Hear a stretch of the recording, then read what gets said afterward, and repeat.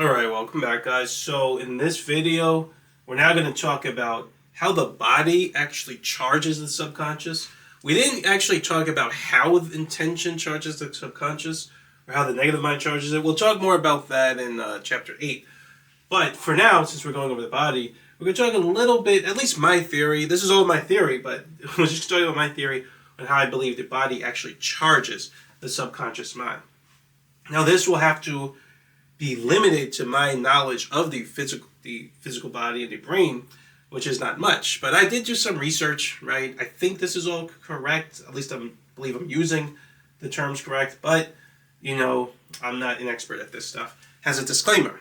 So we said that intention, when it comes to negative mind, intention is what charges, or it commands the subconscious. And at some point that results in the subconscious charging, right? So how exactly does the body charge the subconscious? Well, when I was thinking about this a lot, when I was first making this theory, I was thinking about this a lot, and I was like, one thing, the conclusion I came to is that it's just the brain that actually communicates with the subconscious. Nothing else communicates with the subconscious, or at least nothing else sends it commands directly. It's only the physical brain and the body. That's it, right? So as far as the body commanding the subconscious and charging it, is just mainly going to have to do with activity in the brain, nothing else. So that was my observation. And so when I thought about it more, I'm thinking about, well, you have you have neurons, or your nervous system in the brain, you have the central nervous system, things like that. But I'm like, when I really think about it, to me, it seems like it's the tissues of the brain. So maybe that includes the network of neurons. I don't know. But specifically, it just seems like it's specifically the tissues, certain tissues in the brain are just responsible for charging the subconscious, right? So as an example, and I was doing some research, right, the amygdala, if I'm saying that right, is generally linked to the fight or flight response, or they call it anxiety. So it's part of a larger region called the limbic system, which highly influences emotions and memory.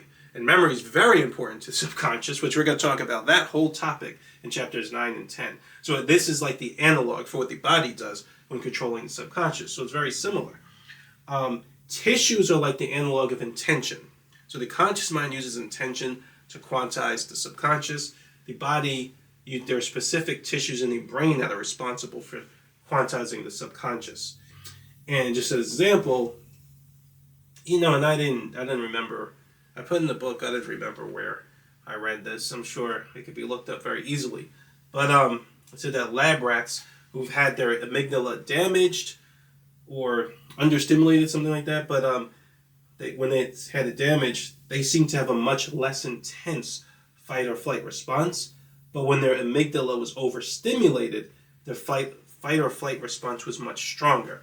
So in other words, that tissue, that particular section of the brain, is responsible for charging the subconscious at the anxiety frequency. It activates under certain conditions, and then it'll charge the subconscious at the anxiety frequency. So now what's important to kind of understand here, and although we've been kind of saying it this whole time, this is what makes scientists think that emotions come from the brain, or that the brain is consciousness or awareness solely comes from the brain. No. Right? And this is why I tell some people sometimes who I come across, right, when I talk about this stuff. The brain influences the subconscious, right? Just as the subconscious mind influences the subconscious. It is not coming from the brain, right? Any more than it's coming from the subconscious mind.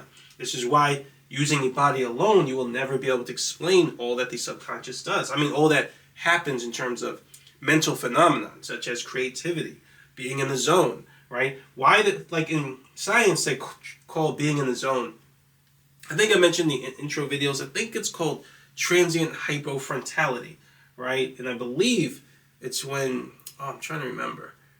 I think it's when your neocortex slightly drops in activity for a temporary period of time, something like that. And they're trying to understand it through the brain, but you'll never be able to explain it through the brain. I've seen so many videos where they try to explain how a flow state or being in the zone works. They can never explain it because you can't explain it because it's not a physical phenomenon. It's not a purely physical phenomenon. You'll never be able to explain how emotions work from looking at the body. The body affects emotions. Emotions don't come from the body, right? So I just want to reiterate that. This is the stuff that confuses science because they work so hard to pretend like there's no metaphysics involved, which makes no sense. And when the world finally accepts, whether it's this theory or another theory, when they finally accept the metaphysics, they're going to pretend like, oh, we knew the whole time. Like, oh, please. You know what I mean? But anyway,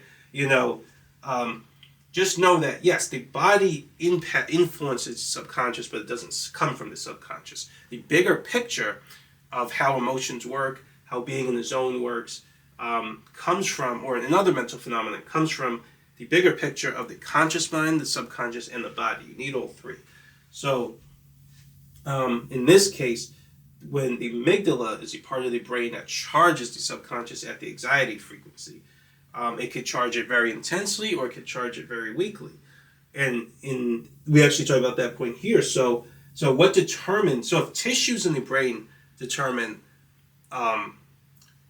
what frequency the body will charge the subconscious at, what determines how intensely it charges it? Well, just going to this next point, when tissues in the brain become more active, this causes the brain to charge the subconscious even more. And the activity level of tissues in the brain is determined by neurotransmitter levels / hormones. I don't know which one to use, but so in other words, the tissue in the brain is like the intention, but the activity level of that tissue determines how intensely the subconscious charges. So the activity level is determined by neurotransmitters and hormones. I believe it's both. It could just be neurotransmitters, but I'll let the neuroscientists correct me on that. But so my understanding is that your brain has receptor sites, right? So at any given time, you have a whole bunch of hormones and neurotransmitters in your body.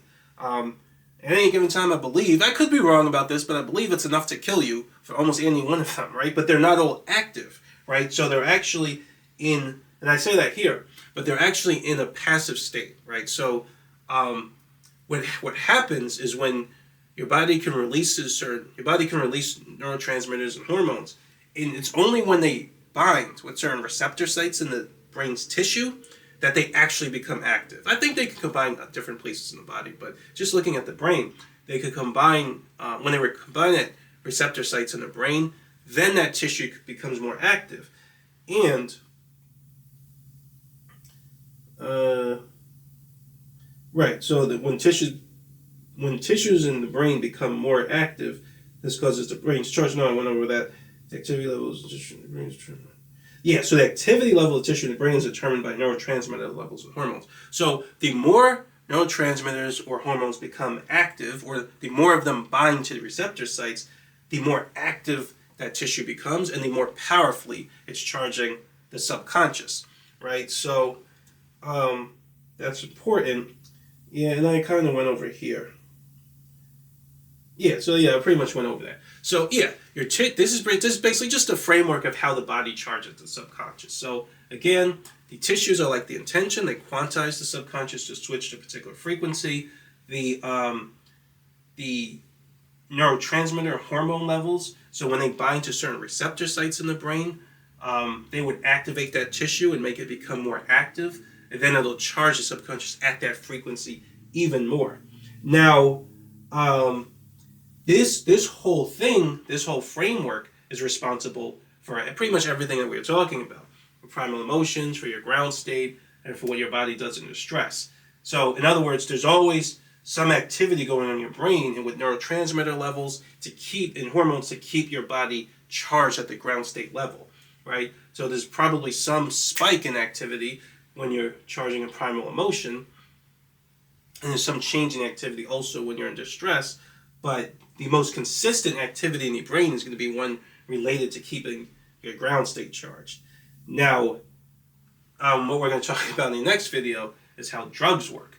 So just from seeing this, you would imagine, like, let's say you want to feel some emotion more strongly, right? So you want your subconscious to charge at a particular frequency. So that's how you feel emotion more powerfully. Well, if you can get your body to just charge that emotion, then you would feel good, right? You would feel the emotion you wanted, and you feel pretty good about it, right? but the body works in a very fixed way. What you would need is to get one of your activity. You need to increase the activity level subsection in your brain, right? And then your body would just start charging your subconscious for you, so you feel amazing, right? But that's a terrible idea, right? And we'll talk about that in the next video. That's kind of the main idea there. But that's basically the idea of drugs. So recreational drugs, anyway.